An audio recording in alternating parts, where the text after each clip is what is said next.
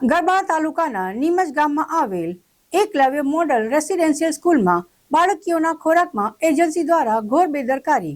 થોડા દિવસ પહેલા જ લીમખેડા મોડર્ન સ્કૂલના કેમ્પસમાં ચાલતી ગર્લ્સ લિટરસી રેસિડેન્શિયલ સ્કૂલ મંડોરની કુલ 98 વિદ્યાર્થીઓના ફૂડ પોઈઝનિંગ થવાની ઘટનાની ચાહી હજુ સુકાઈ નથી. વિદ્યાર્થીઓને ખોરાક આપવાવાળી એજન્સી સામે આ સમગ્ર ઘટના બાદ તપાસના આદેશ આપી દેવામાં આવ્યા છે.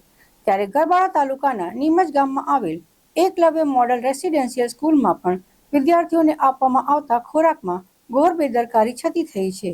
રસોઈ ઘરમાં સાફ સફાઈનો પણ સંપૂર્ણ અભાવ. બીજી તરફ રસોઈ ઘરમાં જે સ્ટાફ હોય છે તેઓ ટેન્ડરના નિયમો પ્રમાણે ડ્રેસ વિનાના કોઈ પણ રસોઈ ઘરમાં કામ કરવાવાળા કર્મચારીઓ પાસે આઈ કાર્ડ નથી. કોમર્શિયલ ગેસ સિલિન્ડરની જગ્યાએ ઘરેલું ગેસ સિલિન્ડરો એજન્સી દ્વારા વાપરવામાં આવે છે.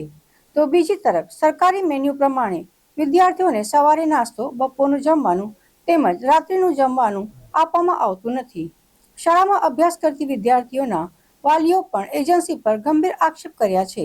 અમારી બાળકીઓને હલકી ગુણવત્તાવાળું ભોજન આપવામાં આવી રહ્યું છે.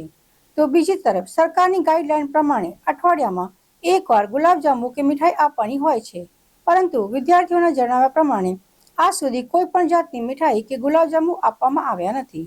માત્ર શીરો જ આપવામાં આવે છે. ફ્રૂટ પણ મેન્યુ પ્રમાણે આપવામાં આવતું નથી. માત્ર કેળા જ આપવામાં આવે છે. બીજી તરફ વિદ્યાર્થીઓએ પણ એવું જણાવ્યું કે પીવાનું પાણી પણ અમને અશુદ્ધ મળે છે. વાપરવાનું પાણી પણ ડહોળું આવે છે. પ્રિન્સિપલને પાણી બાબતે અનેક રજૂઆતો વિદ્યાર્થીઓ પણ કરી, પણ શાસન પ્રશાસન તરફથી કોઈ ઉકેલ આવતો નથી. એક તરફ જિલ્લામાં ફૂડ પોઈઝનિંગની ઘટના બનેલી છે, તેમ છતાંય તંત્રની આંખો ખુલતી નથી. નીમજ ગામની શાળામાં એ જ એજન્સી કામ કરે છે, ત્યારે સ્થાનિક તંત્ર દ્વારા આ એજન્સીને બ્લેકલિસ્ટ કરવામાં આવે એવી માંગ પણ વાલીઓ દ્વારા કરવામાં આવી છે. અમારી નીમજ ગામની છોકરી, મારી છોકરી ભણે છે એકલવ્યમાં, ગરબાડા તાલુકો, નીમજ ગામ. અને છોકરી 4-5 વર્ષ થયા છે. દુઃખ નહીં ત્યાં દુઃખ પડે છે. છોકરીને બરાબર ખાવા નથી મળતું, નાસ્તો બરાબર મળતો નથી, ગંદુ ખાવાનું આપે છે, ચા એવી બરાબર મળતી નથી, ચોકસાઈ નથી સાહેબ. આ ગંદકી બહુ મારે છે. હા, અને છોકરા બરાબર ખાતા નથી. છોકરા અમારે ફરિયાદી આવે, અમારા છોકરા અમારે વાલી કરીને ફરિયાદી કરવા આવે સાહેબ. એટલે અમે આવ્યા છે નીકળ બાર. તમે કોઈને ફરિયાદ કરી છે આ બાબતે? ખાવાનું બરાબર નથી હાલતા? કોને તમે કોઈને ફરિયાદ કરી છે? ના કીધી કે આના તૈયાર છે. હા, છોકરી આવે કે ગુન્યા કરી સાહેબ.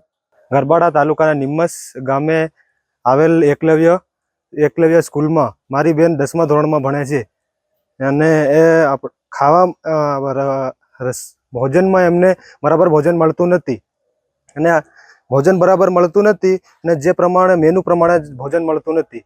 અને ત્યાં અમારી બેન અમને આવીને વાત કરે છે કે અમને બરાબર જમવાનું નથી મળતું. તો અમે અહીં ગરબાડા તાલુકાના નિમસ ગામના સ્કૂલમાં આવીને તપાસ કરી તો બરાબર અમને જાણ્યું કે ના, ગંદકી બી વધારે છે અને ખાવા બરાબર મળતું નથી. કોઈને રજૂઆત કરી છે અત્યાર સુધી? હા, તો રજૂઆત તો આગળ કરી હતી, પણ કઈ એમની નિર્ણય આવ્યો નથી.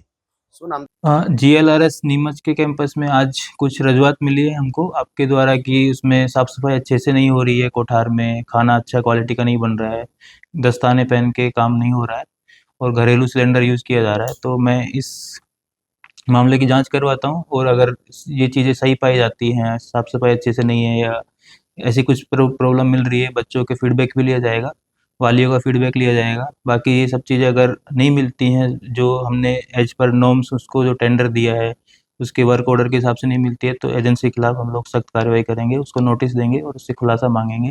और भविष्य में इस तरह की कोई घटना ना हो, उसके लिए मैं आपको सुनिश्चित करना चाहूँगा कि हम एजेंसी को सही रास्ते पे लेके आते हैं। सर, लिमखेड़ा में जो फूड पॉइजनिंग की घटना हुई थी स्कूल में, उसमें भी यही एजेंसी थी जी। यहाँ ये जो स्कूल है गरबाड़ा वाली, वहाँ पे भी यही एजेंसी है। तो लिमखेड़ा में इस एजेंसी के सामने क्या एक्शन अभी तक लिया गया है, और गरबाड़ा में ये इस मामले में क्या एक्शन आपके द्वारा लिया जाए? लिमखेड़ा में जो फूड पॉइजनिंग का इश्यू हुआ था, उसके बाद में मैंने सारे प्रिंसिपल और वार्डन को हर सप्ताह में जाके कोठार को जांच करने के लिए, उसमें कोई एक्सपायरी डेट का सामान ना हो वो सुनिश्चित करने के लिए एक रजिस्टर निभाने की जिम्मेदारी दी है। साथ ही सभी मेस वाले एरिया जहाँ पे खाना पकता है वहाँ पे CCTV कैमरा लगाए गए हैं, ताकि हम देख सके कि साफ सफाई के साथ में खाना बन रहा है कि नहीं बन रहा है।